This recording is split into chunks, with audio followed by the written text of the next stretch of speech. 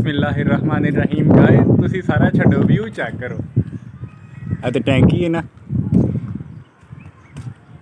वाह view zoom नहीं करना बल्कि साथ मस्जिद है।